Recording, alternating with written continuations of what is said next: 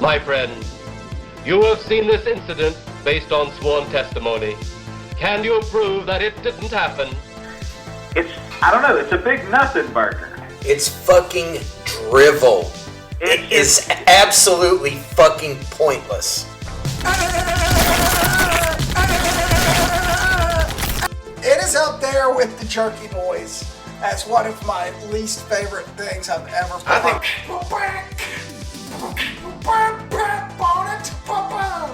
meeting you with a view to a kill. And just like David Fincher, I'm not gonna fucking stop until I get my vision realized. Let's go again. Take 37. Raining! There'll be 10 minutes where it's like a Steven Soderbergh Ocean's 11 movie. It's all slick and funny and stuff. Then just the most horrific shit imaginable happens. It's because that's what the fucking movie's about, you asshole. Jared Leto, man. You're the worst, dude. If you ever listen to this, Jared Leto, you are the fucking worst. I'd rather watch that dude, the English dude who looks like he's not done yet. This movie is the opposite of getting laid. Our entire aim is for the development of our planet. Same podcast, same guys, new look. Thanks for listening to Tales from the Video Store podcast. Sponsored by Golden Ticket Cinemas, The Spot Toys in Newton, Table Rock Creative Group, the pinnacle of video marketing, and Ink Brush Swag, just a cool t-shirt company. Tales from the Video Store, the podcast about the movies you've never heard of, but must see. Now, it's Lee Bridges, Doug Wall, and Garrick Lane. On with the show! Welcome to Tales from the Video Store, number 111. It has been a hot minute, boys. We have not done, we've been very busy, lots of stuff going on, and we have not been able to get back to our microphones. It's good to see you guys. Yeah. How's it been? It's been great, man. Has it been great? How's married life?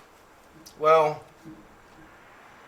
No comment. it's fun, but I mean, the great part, like, I went to go see a few shows, got to see some live music for the first time in what feels like a long Oh, time. I know. Thanks for sending me pictures from the Black Crows, man. Went to go see the Black Crows. Ugh. Went to go see Primus play fucking I've seen Promise. a Rush. Well, you didn't see him play a Rush album like I did. That was pretty fucking tits, man.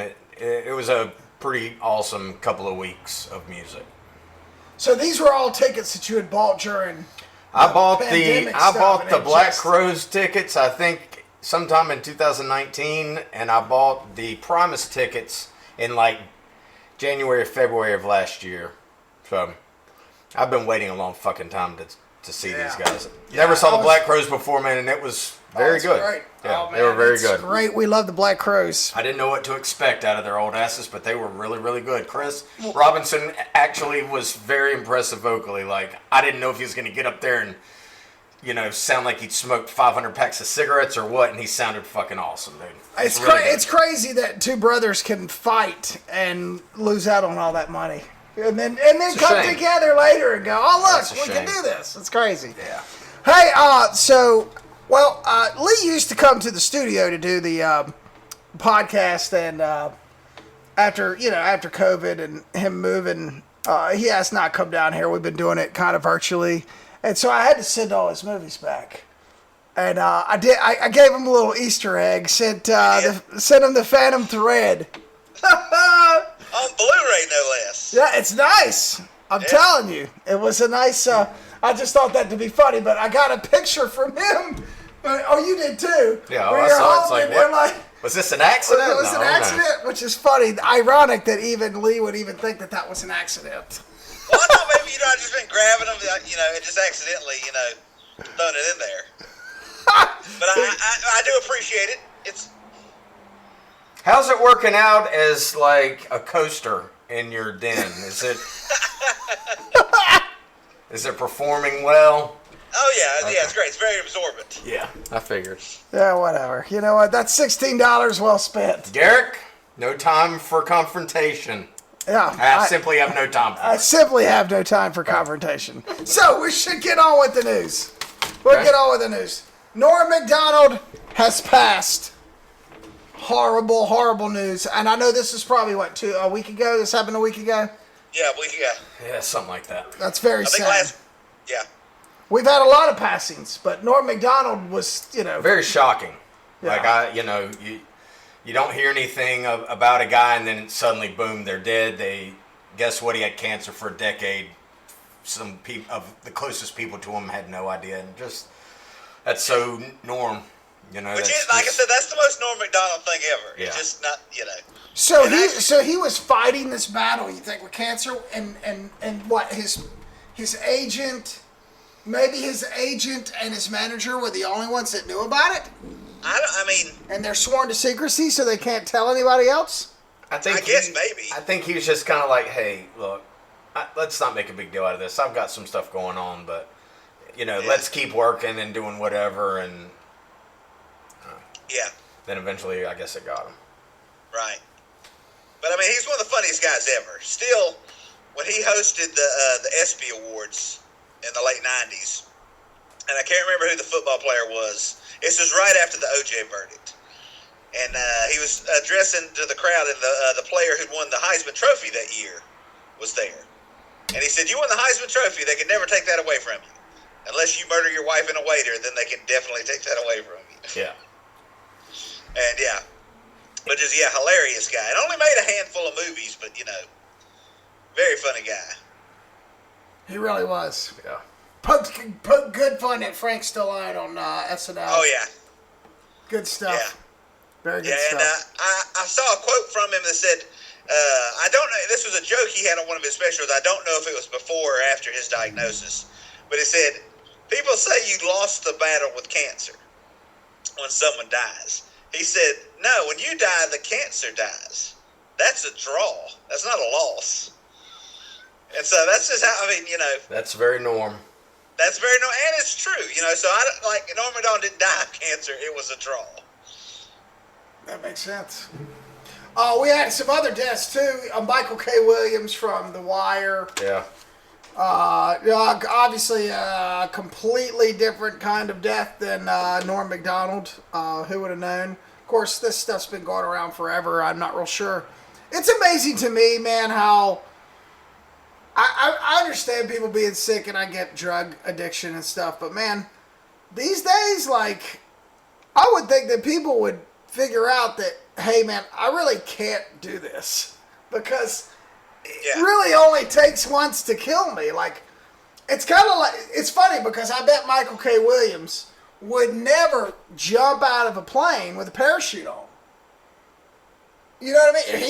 He may not go skydiving. It's the same concept. Well, I could go skydiving this one time and my parachute not come out and I'm going to be dead.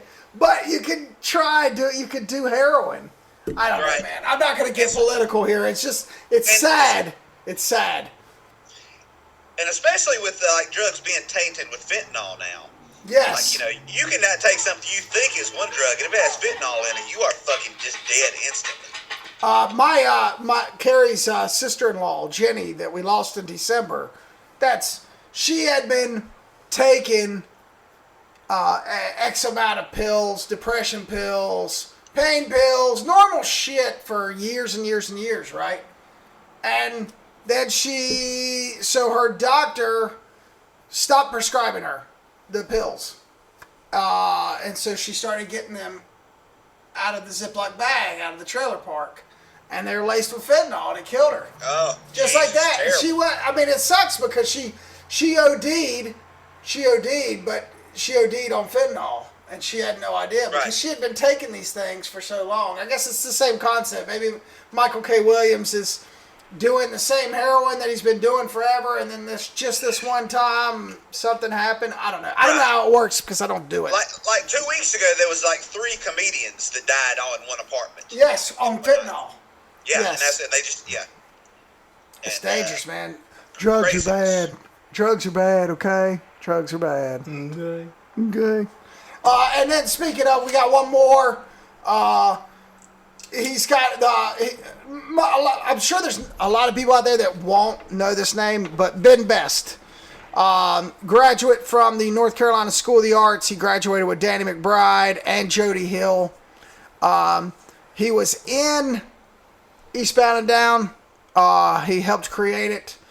And then Jody Hill and Danny McBride went on to create so many more things, like Vice Principals.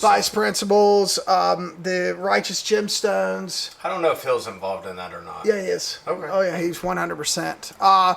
And Ben Best's name is not there. I'm not sure why. At some point in time, I would say that McBride and Best stopped working together, but hey, Ben Best made Eastbound and Down, and to me, that was enough. We don't know how he died, but he did pass away this last couple of weeks, and it's pretty sad. North Carolina School of the Arts graduate. Yeah. So, anyway. All right, so enough of the morbid shit. Speaking of more dead, Halloween Kills. They say they're going to unveil Michael. They're going to show his face for the first time. What do you feel about that, Lee? I mean, I think the trailer looks. I mean, the weird thing about the trailer and the reaction to people who've seen it is they think there's too much murder in it. And just the people are like, oh, he's just going around killing people. Like, I don't understand that. Duh. It's a Halloween movie. It's like I went and saw this Seth Rogen movie and it had all these fucking jokes in it. It's like I don't get the, I mean, I guess, I don't know. But, I mean, like we've spoken about many times, I'm going to watch it regardless. Oh, absolutely. So this is Halloween Kills, and then what's the last one? Halloween what? Halloween, maybe it's Halloween Dies, I'm not sure. Something like that, I think. Yeah. It'll be interesting to see what a 75-year-old mass murderer looks like. Yeah, right. I mean, that's... And a 75-year-old hero, protagonist. It's odd. Odd. We shall see. I don't think it's, I mean, it's, I like how they set it up where the fire department shows up at the house and, saves the day. Like, all right, I get it, but come on. We shall see. We shall see. Winslet won for Mayor of Easttown. She should have. 100%. Yeah. Was great. And we saw, did everybody see The Matrix Resurrection? I did. Directed by the sisters now, or was it? No, just one of them. It felt like it was 2000 again. I was just like, wait a minute. I've already seen this, but everybody looks older, and I just don't care. Yeah, I know. I tell you what. Guess what, Lawrence Fishburne? You're too fat and old to be in it, so we're going to get a younger black dude to play Morpheus, but everybody else is coming back for it. What the fuck is up with that? I agree 100%. How fucking strange is that? That is crazy. Why? Just get a different actor to play Neo. Get a different actress to play Trinity. Like, just get different people to play the same roles. Then you might actually have something. But this whole thing just looks fucking... I could not care less about it. Has Catherine Moss worked since Matrix 3? I think she's been in a few things, but not anything big, Wow. It's been a while. It's been a while. Yeah. I still love her, man. She's fine. It's fine. I love Keanu Reeves, but I don't. And the only reason I would go see, the only reason I'm going to watch this is because it's going to be on HBO Max. Oh, it is. Yeah. So that's the only this is not getting a theater. This HBO Max thing is really, it's kind of fucking me up. I love it. Well, it's like the other morning I just went there to try and find something to watch, like on Saturday, and I saw that Cry Macho's on there, the new Eastwood movie, and I'm like, well, now wait a minute, I'm not ready for this yet. Yeah. You know what I'm saying? It's like they're just cramming. It's coming at us left and right. I don't have to, I just got over Malignant. I don't have room for another. You're getting ready to get the Saints. We're getting ready to get the Saints of Newark. We're getting ready to get Dune. We're getting all this shit in the next fucking couple of months. And I guess it's okay, but it really is keeping me from going to the movies. Sure, that makes sense. Like, if everything I want to see is going straight to streaming, then I don't see any reason to go to the movies. And I love going to the movies. But it's right there. I can watch it in my underwear. It's like, it's almost too simple. I kind of hope it... right now I understand it and I appreciate it, and I guess I'm happy for it, but I don't want it to be a long-term thing. Oh, it's great. Because I want to be able to go back to the movies Sure. to see shit. I don't want it just roll over and turn on my TV. I need to get my kids out of high school, though, because my daughter, this is the best story ever. My daughter comes in. She comes in. She's got a steady boyfriend for 9 months, and now it's like really getting kind of icky for me because I'm like, ugh, this wasn't supposed to last this long, or they're, She comes in and goes, "Can I go to the movies with said guy?" And I'm like, yeah, do you have any money? She says, "No, I would need some money." And I'm like, okay, and I just know they're not going to see the movie. They're going to I don't want to know. do their thing. Yeah.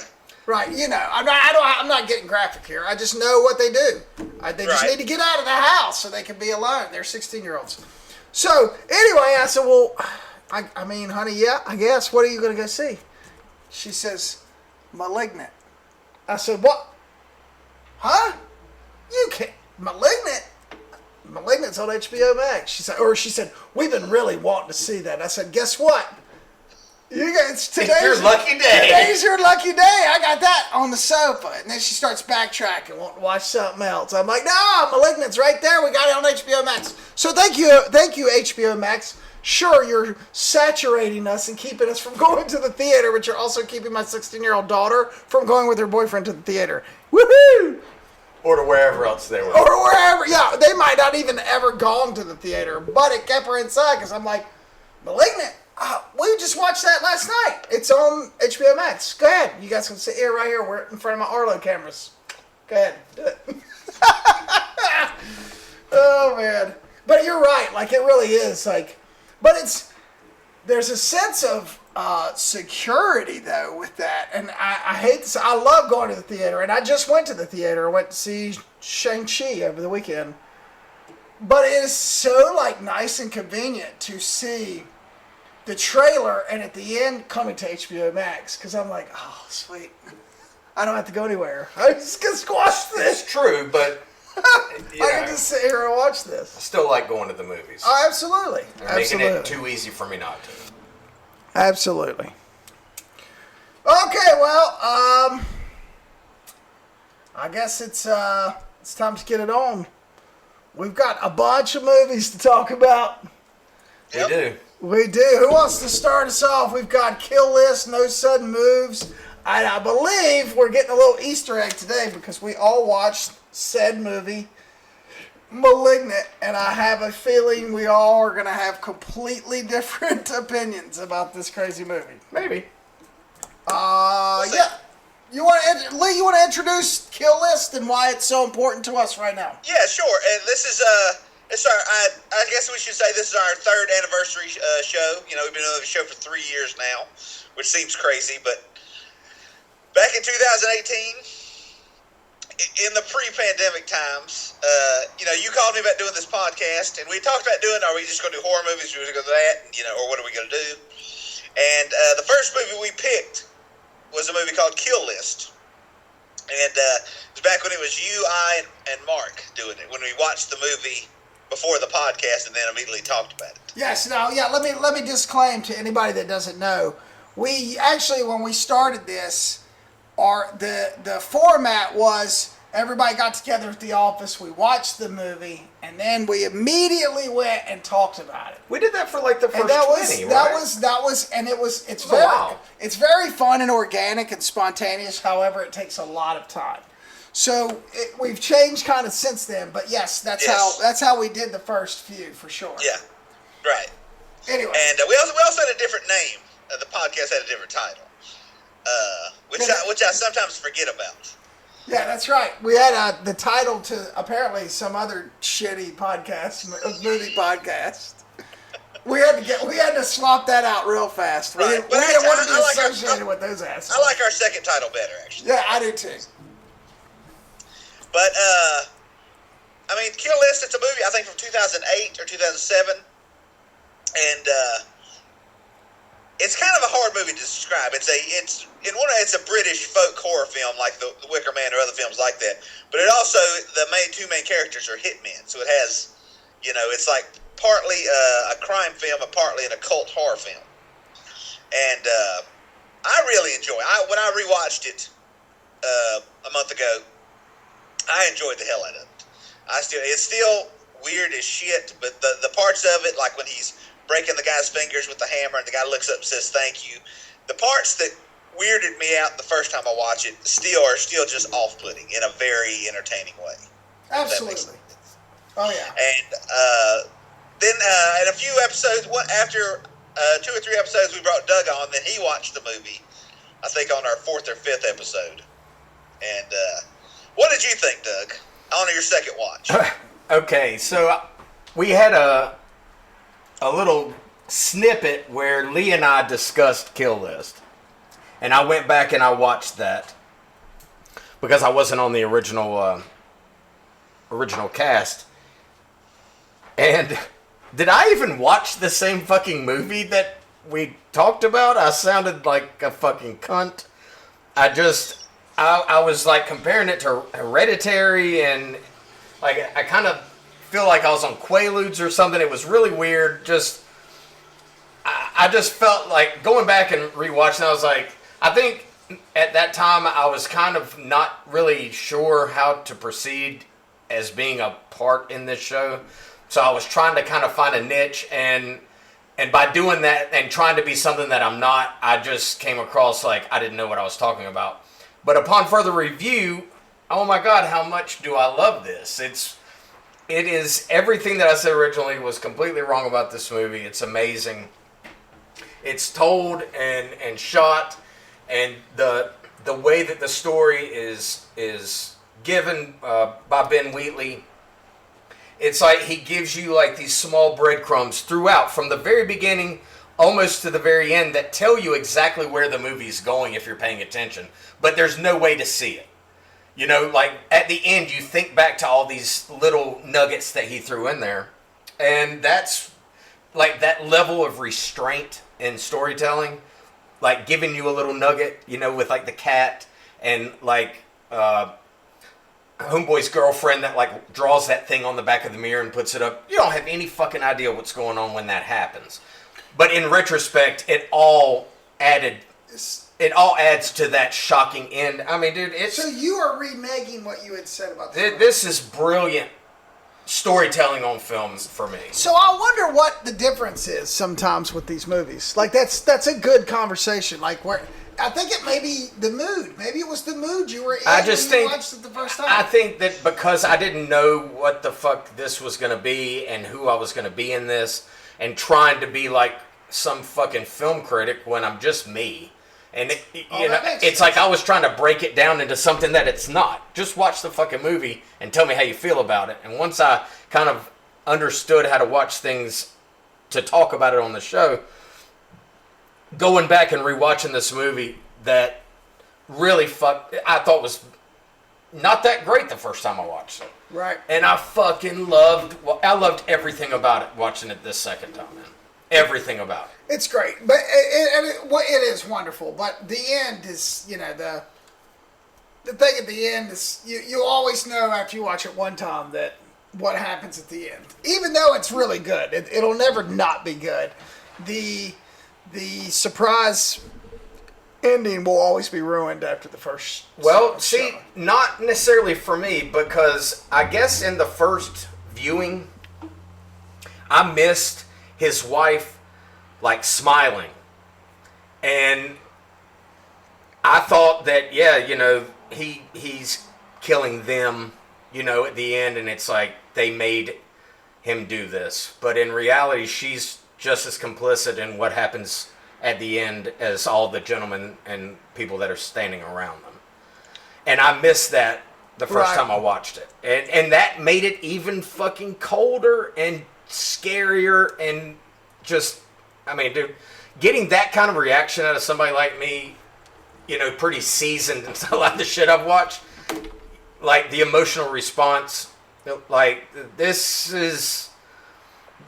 takes it to a pretty fucking high level, you know, like, yeah. I mean, like even after watching it a second time, man, I was still like laying in the bed that night thinking about it the next morning. Like, it took a few days for me to kind of wash it out of my head. Right. That's fucking brilliant storytelling, dude. He's great. Yeah. He's probably a fucked up dude to talk to, but he makes good movies. Look, Yeah. It's good. It's very good, and I was completely backwards on my initial analysis. Well, there you go. Yeah. Fucking awesome movie. Yeah, this was the first one. Lee picked it out. I ordered it on Amazon. I don't even know where it is now. I think I gave it to somebody. You still have it?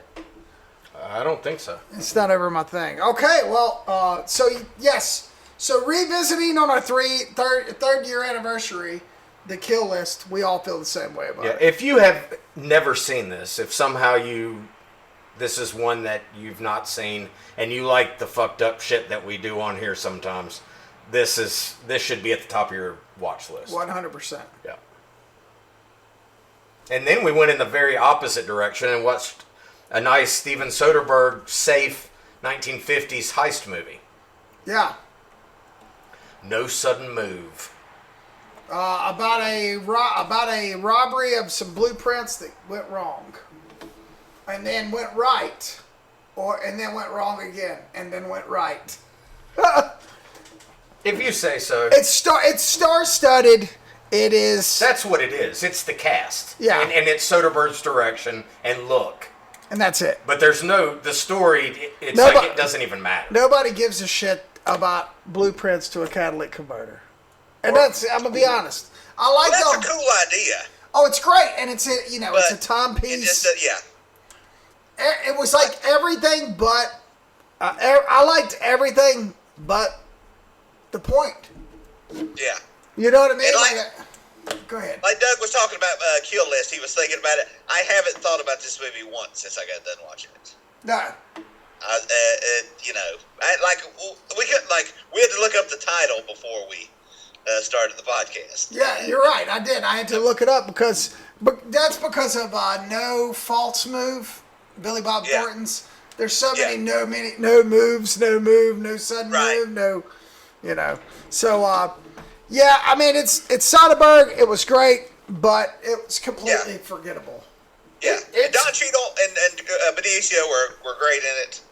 Yeah. But everybody. Brendan Fraser was great in it. All of them? Yeah. God, what happened there? Was that purposely, or is he just gave? No, that's what he looks like now. Yeah. David Harbour. Yep.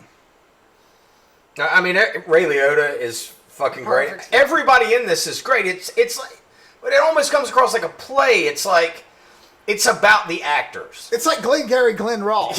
Yeah, it's like, it's not the story. It's watching these guys perform. Yeah. And if you like watching these guys perform, you like to see, an expert director, laying it out and putting them in positions to be successful as actors. This is how you do it. Absolutely. But at the end of the day, it's a movie about a Cadillac convertible or a catalytic converter. Basically, what it is the base of the story is that the motor companies, the car companies, wanted to hide the more expensive Cadillac converter that was better on the atmosphere.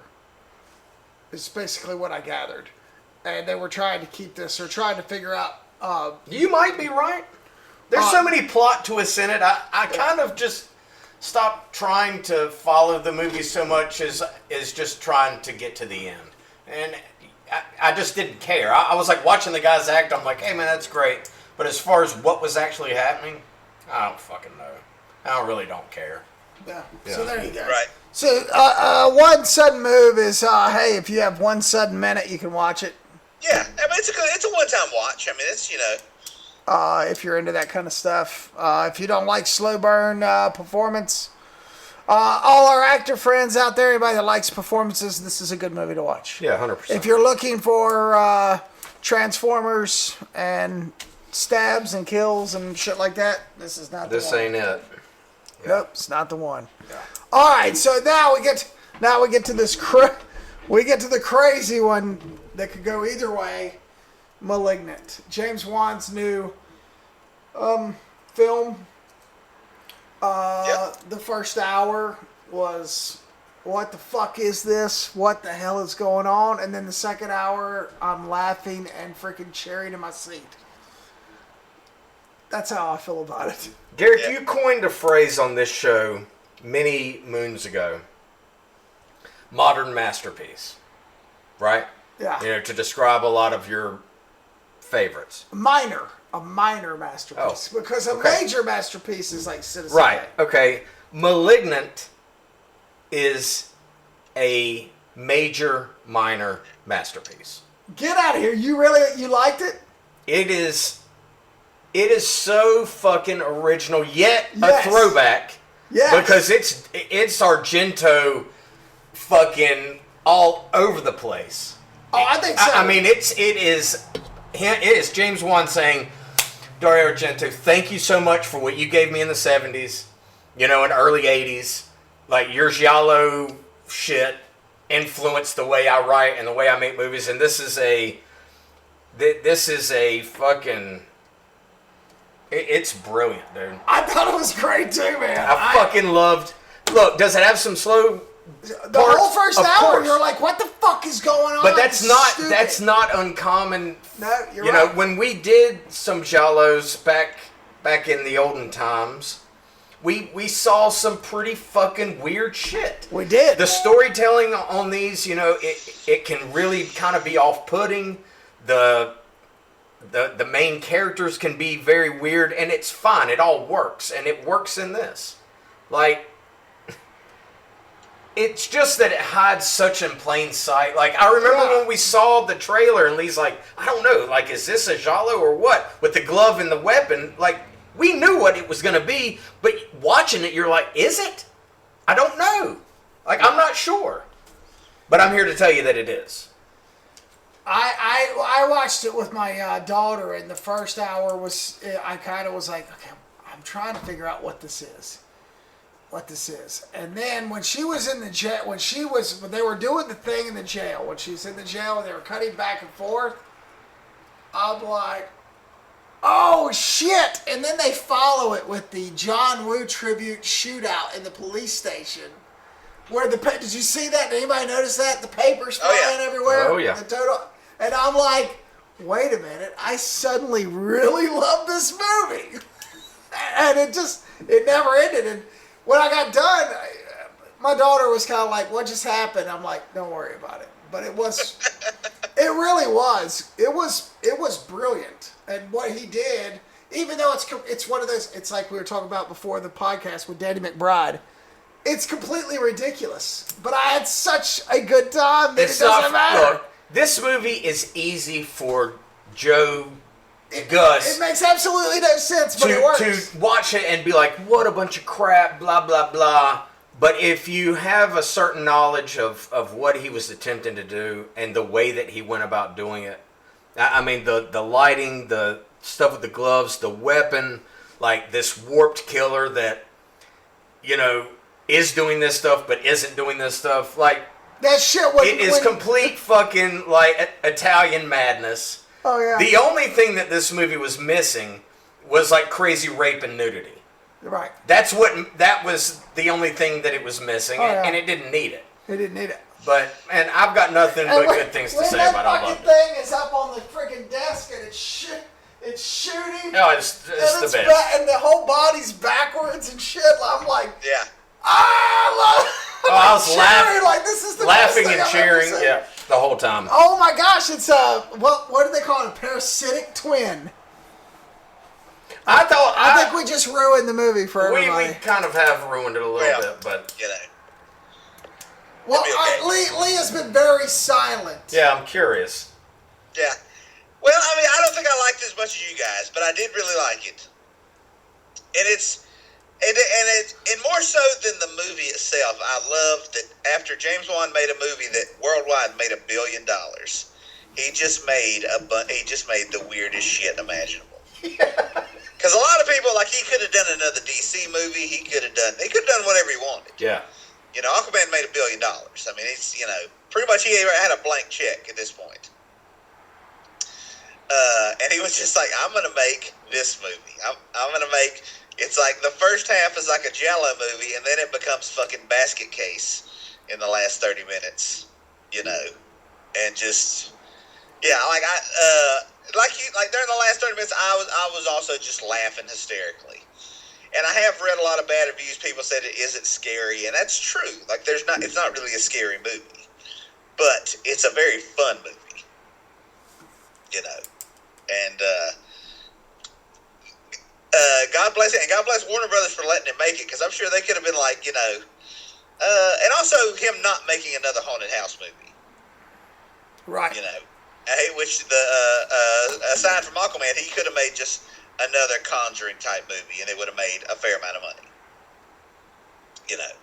But this is just, like I said, my hat's off. He took, I would rather see, even if I didn't like the movie, which I did, I would rather see an interesting failure than a boring success.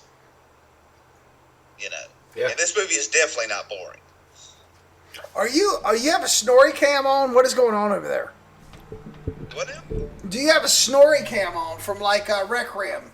When you move your hands and you move, your camera's moving, so you look like fucking. Oh, I'm sitting on I'm sitting in a chair, like a old rocking chair. Oh, okay, because you look like Jared Leto in a Requiem.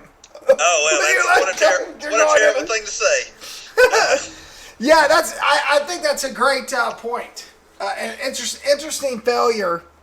I mean, that's a great statement for this, for 100%. Because this movie is definitely not for everybody. Oh, a lot of people like. Yeah, my wife hated it. Yeah. It just people like a lot of reviews I read were like, it just feels like a long X-Files episode. Yeah, but it feels like a long like I would have loved that X-Files episode. Yeah. But I dug it. Did Bonnie watch it? She like it? She liked it. Yeah, she dug it. Okay. I think it's a must-see for everybody. I mean, it's James Wan. Yeah. It's a must-see. It's completely different. He had something in his mind. He's like, I've got this story to tell. I want it to look and feel, because the way it's shot, like the kind of weird characters that are involved, not only the main character, but like the police officers, like it's all quirky. And just has like a really odd tone and a really odd look. Right. And then once the shit goes down, it's just fucking glorious, man. Yeah, and just like in every other Giallo, all police officers are useless in Giallo movies. Yeah. They are. Useless. Yeah. Yeah, so it's a must-see. On my list, 100%. Absolutely. Well, what else did you watch? I watched a couple more movies. I watched 2 more movies that we'll get into a little bit. One I love and one I fucking hated. Great. We like when you hate it. Which do you want first? Do you want the hate or you want the love? Let's get the love out of the way. All right. So Get that foreign positivity out of here. Yeah, let's go. surfing around, I found one of my favorite cop buddy movies. I hadn't watched it in quite a while. Tango and Cash. Oh, Jesus. It is the best buddy cop movie that has been forgotten of all time. Like, it's how this movie, within a year of it coming out, how a sequel wasn't put together, I'll never know. It's a travesty as far as I'm concerned. I fucking love it. Might be Stallone's greatest performance as an actor. He's fucking great in it, dude. He is absolutely fucking spot on. Kurt Russell, I mean, come on, dude. It's been a while. Jack Palance, I mean, fuck, dude. Palance is in this movie? The fucking, the Australian dude that we fucking love from 48 Hours, who's been in all kinds of shit that just died like a year ago. Yeah. Is in it. He's fucking great. I mean, there's nothing about this movie to hate. I implore you, if you have a negative thought about Tango and Cash, I implore you to go find it and rewatch it, because it is that fucking good. I loved every minute of it. Yeah. It's been a while. Also, the last movie released in the 80s. It was fucking brilliant. And I looked up because I'm curious, like, why was this never, like, how do you get those two powerhouses together and then decide not to do a sequel? And I don't know directly how it kind of never came to fruition, but I did see that as recently as like 2018, Stallone's like, you know, I would so do a Tango and Cash. You know, I would love to do that with Russell. And I think Kurt Russell's like, yeah, I think that boat's sailed. I think we're a little too old for it. But watching them, dude, they're fucking awesome in this, man. It's a killer fucking movie, dude.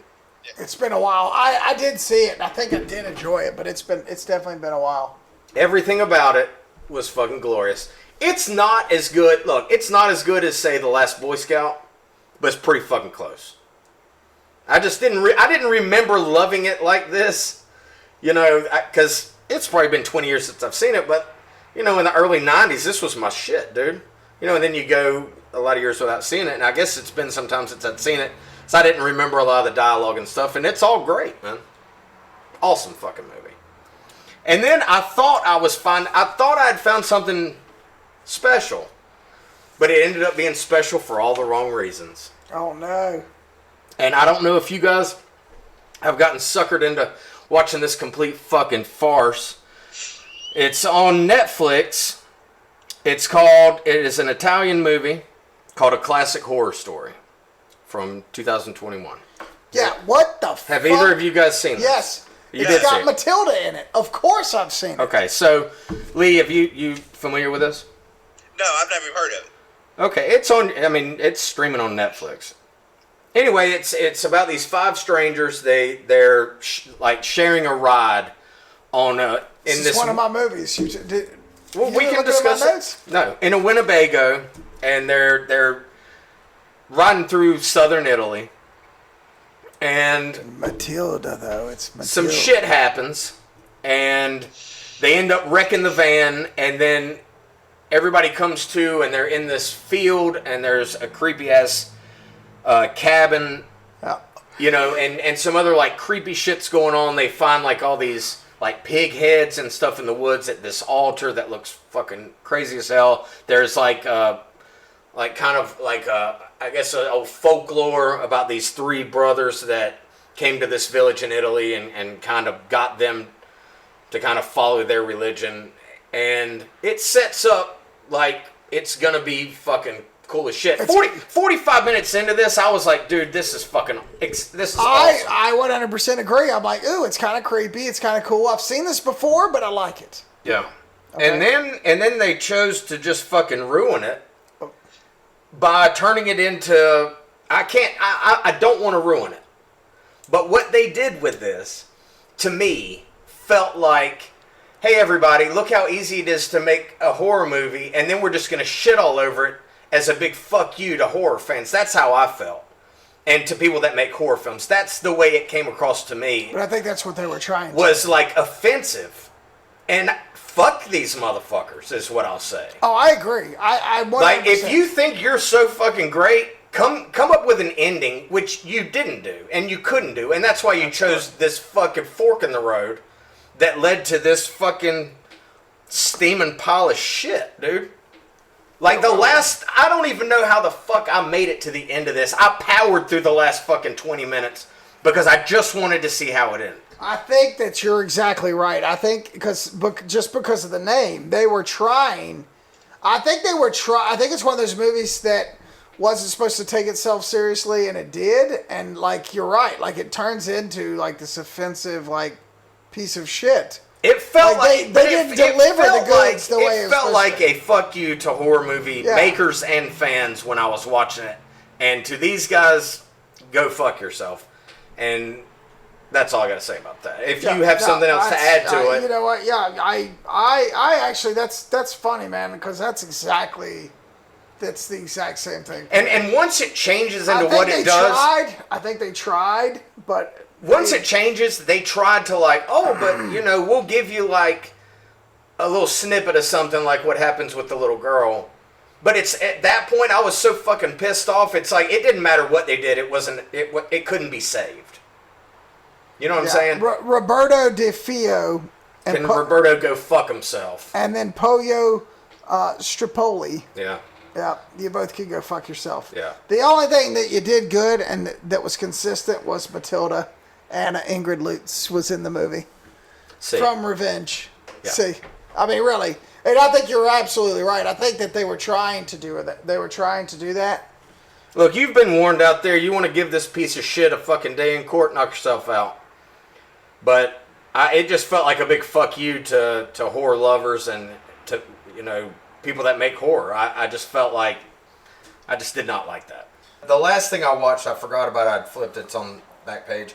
I was in a Ben Wheatley mood. I searched around for his newest movie that he made during the pandemic from 2021. It was released, I think, in April, In the Earth. And this movie takes place also during a global pandemic, a different sort, in England. And a scientist goes deep into this.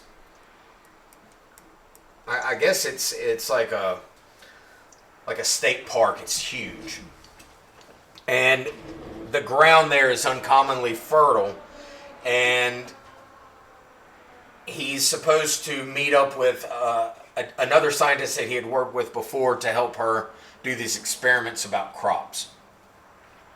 And while they're at the ranger station, there's mention of like a spirit of the woods or witch called Parnag Feg. That's like kind of a folklorish thing, that kids come to the park and they draw what they think Parnag Feg looks like, and all this. And this guy Martin, he gets a guide named Alma, this female, and they go off to go meet this woman. They don't have any kind of vehicles. It's going to be quite a hike, takes several days to get there. And there's not much middle ground with this. You're either going to really appreciate it or you're going to hate it. It's kind of like a field in England. You're either going to like it or you're not going to like it. Yeah, it is very trippy and odd, and it has some really gruesome violence in it when it does have violence, but it's more about the mental state of all these people in the middle of a pandemic, and they some of these people have been by themselves for months on end, and just how the brain kind of evolves into madness for some, and not so much for others. But it's a really crazy movie. It's very unique. It's very odd. What's this on? It's on Hulu. I'll be quite honest with you. I don't know if I liked it or not. But it did stick out to me, and after I finished it, I could not get it out of my head. I kept thinking about different aspects of it, and actually watched it twice. So, Nice. and even the second time, I was like, fuck, I don't know if I fucking like this or not. I don't know. It's very out there, man. But I commend Wheatley for even doing something during, the dearth of the pandemic.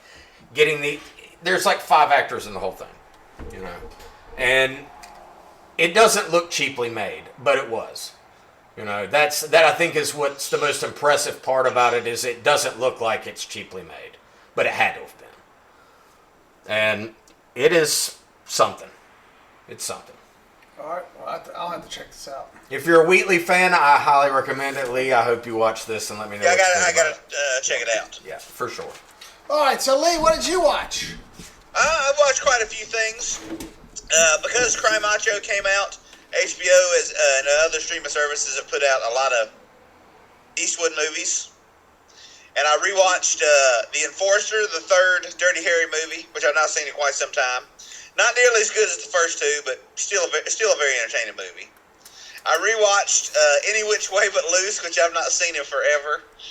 The movie where Clint hangs out with Clyde the orangutan. And it's such an odd movie for him to make.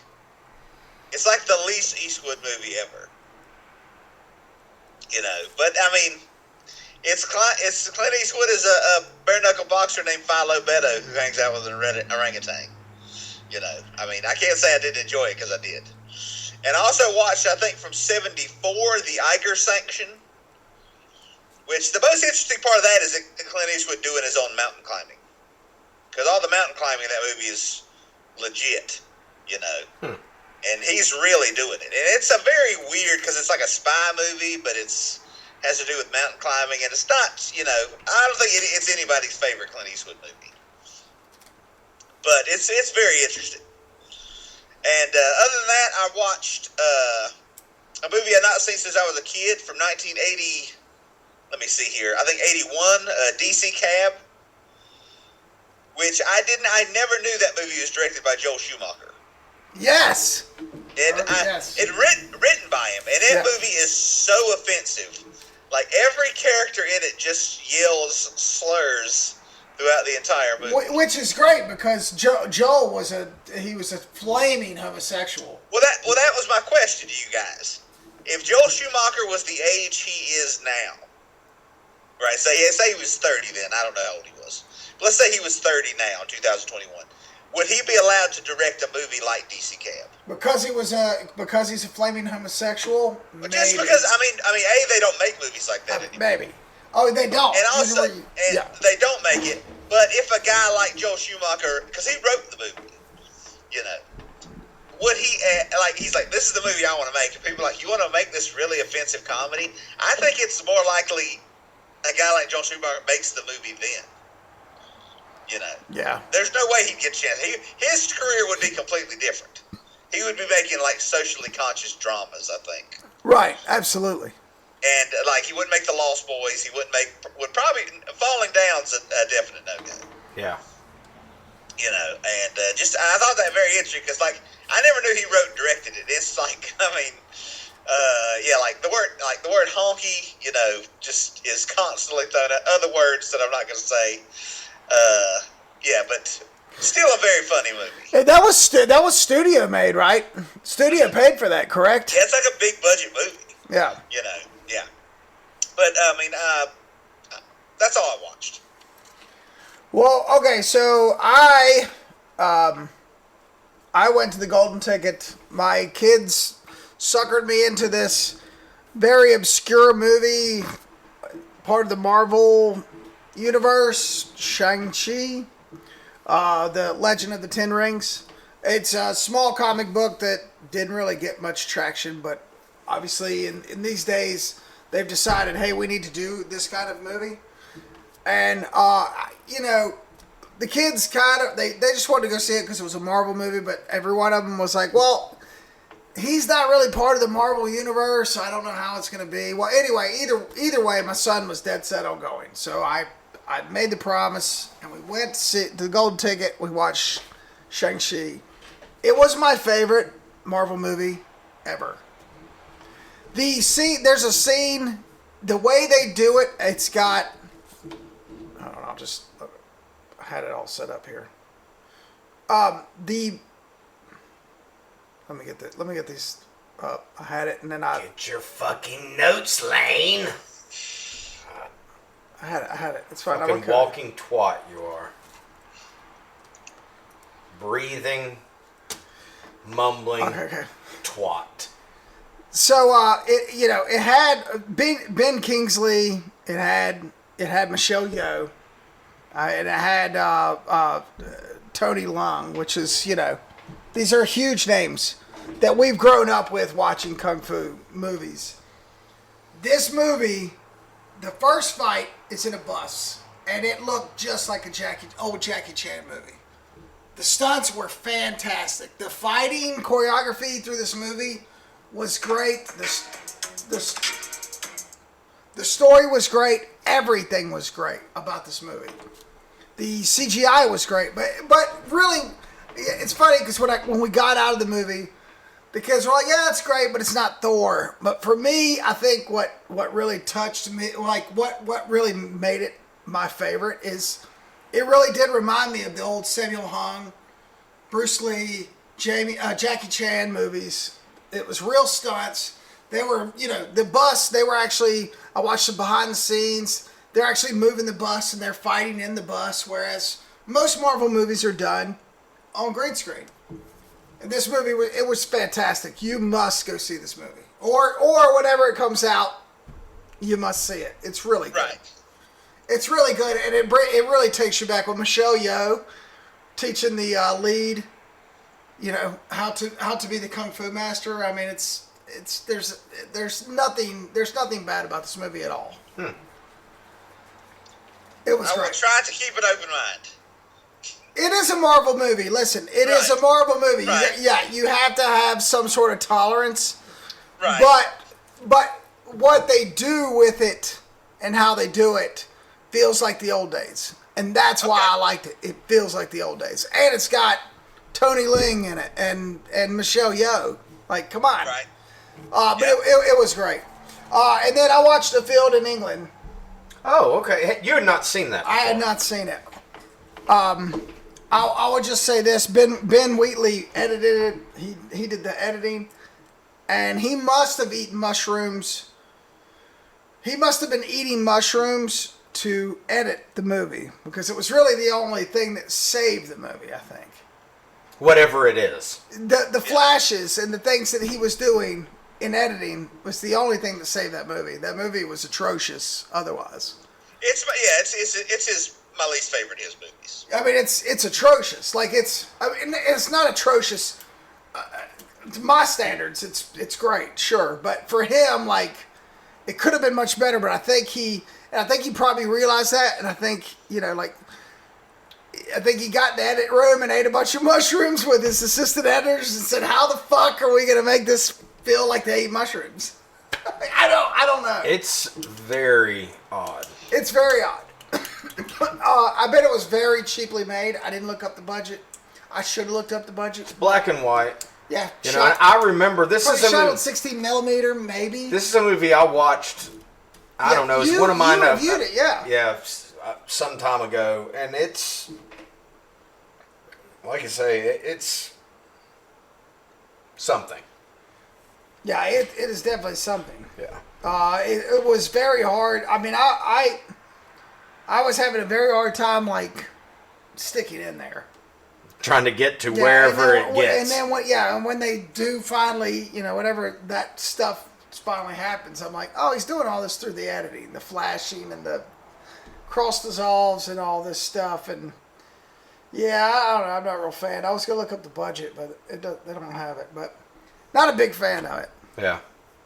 I mean, it's Ben Wheatley, and he's doing better than me. And then the last thing, and we won't even get into this, but I do want to say this. I watched leading into, on October 1st, we're getting the Saints of Newark. So of course Garrick's like, well, I'd like to watch The Sopranos again. So I watched the old season. I think I mentioned it the last episode, but I actually finished it. And I just want to say that David Chase created probably the best television character to ever grace the screen. I mean, I know a lot of people are like, oh, JR and Dallas, and there's so many great TV, like the Friends Ensemble, Kramer for Seinfeld.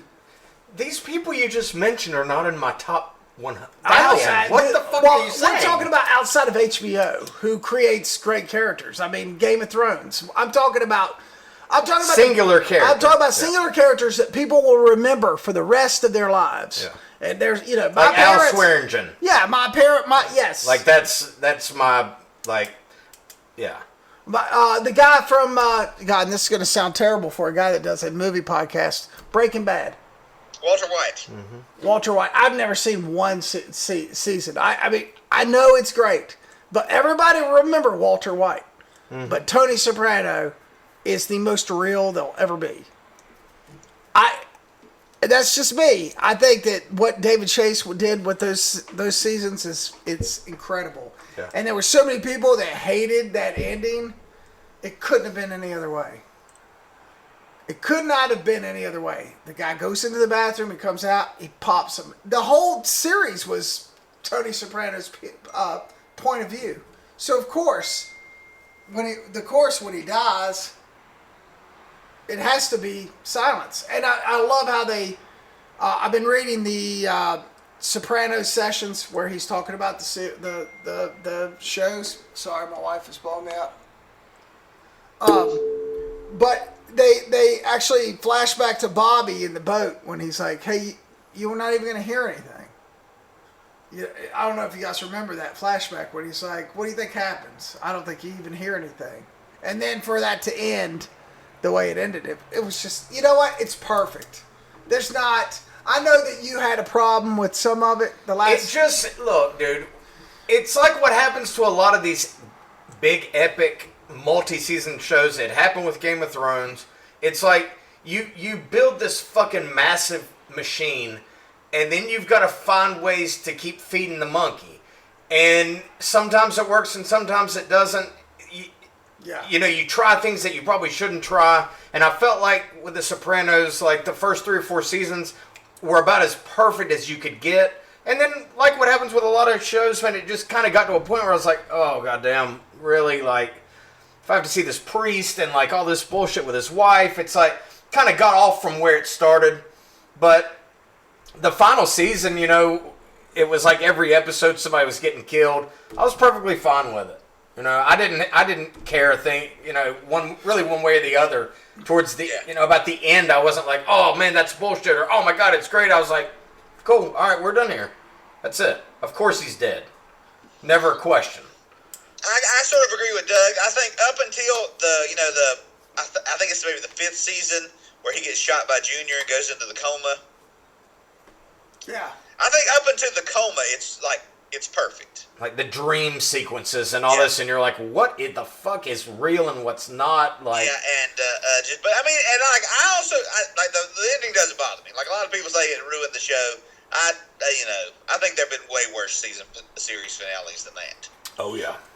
You know, so but I mean, yeah, it's one of the greatest shows of all time. I mean, the writing is ridiculous, and that character is. You look at that character and how self-absorbed he was, and just what he did. Like you almost hated him, but you loved him. Like you really did. Like you just can't imagine. Like there was times where, and this is my 3rd time through.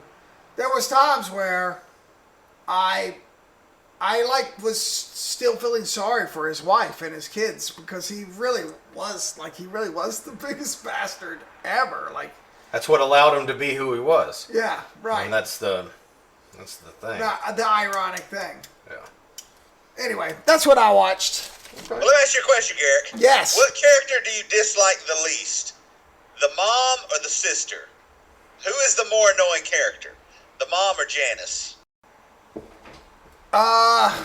Man, that's a good question. I think AJ's bad. Okay, so this is gonna be tough, because I'm gonna say Janice. However, I turned the corner with Janice when she got married to Bobby. See, she stopped being a complete cunt when she married cool ass Bobby. The mom is a villain. Yes. Janice is not a villain. She's just an asshole. She's just an obnoxious older sister that, you can bash your brains in. But when and she really did suck. She sucked up until she married Bobby, and then they kind of tone her down a little bit. The only 2 good things she did was shooting Richie Aprile and marrying Bobby. Those are the only 2 things she did. The whole time. Yeah. Yeah. Who's your favorite characters not named Tony Soprano? I like Sil and Polly. Man, there's so many. Chris. I was a big Chris. Like, Chris was huge. Christopher was my guy, dude. He just, like watching it, I was like, I love this character. And when what's her face that scene, that may have been one of the best scenes. When wow. You just fucking watch it. I haven't watched this in like a fucking decade plus. Come on. What's her name? What was her name? His fiance. Oh yeah. Andrea. Thank you. That scene where he okay, let me get this. I want to get this right. She tells him, and then he has to leave, and then Soprano's on the phone calling her, And then she's in the car with Syl, and she's crying, and they're just driving, and it's that scene, that long scene where she's just driving, and she realizes that they're not going anywhere close to whatever, and Syl's talking to her really nicely, and then she that scene is incredible. Oh yeah. And for somebody to, like Chris, to be able to do that, just like straight up go, as many times as Tony fucked him, as many times as Tony like really fucked him, he just turned around and was like, my loyalty's with the family. I gotta kill this bitch. It's crazy. Yeah. And then for Soprano to kill him because he couldn't pass the drug test, and I get it. I get it. Chris really was he was a total loss. Like, he really was a total loss. Well, the end of the show, you got to fucking start killing people. Right.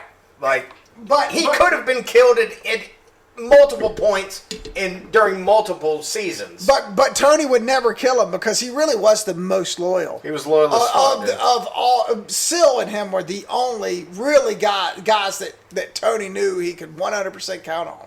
Yeah. Like, so and that's funny. We could have a whole show just talking about. I never went back and watched it again. I mean, I watched it the one time, so amazing. and I just I've thought about it going back several times. It's what, 9 seasons? No, it's 6, 7. Yeah. There's a 6A and a 6B, so 7. It just seems like a fucking lot, and that's why I'm just like, maybe one day. Walking Dead's a lot. Sopranos is not. Yeah. So there you go. Well, that's what I watched. Okay. Well, we're getting into October. You know what that means. We had originally planned on doing some like summer movies, but I think summer camp. We were going to do 3. We're going to have to get past that because it's already the fucking end of September. Now. Yeah. Yeah, we're either really consistent and do one a week, or we're not consistent and we do one a month.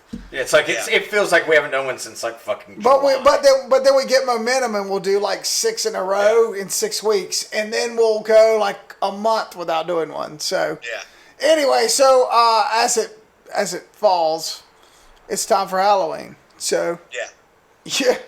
We're Tales from the Video Store. What are we doing for Halloween? What do you think we're doing for Halloween? No fucking idea. But we will figure it out. So that's it for this week. Thanks for listening. We will see you next week with some Halloween ghouls. You just fucking ruined it. Did I? Yes.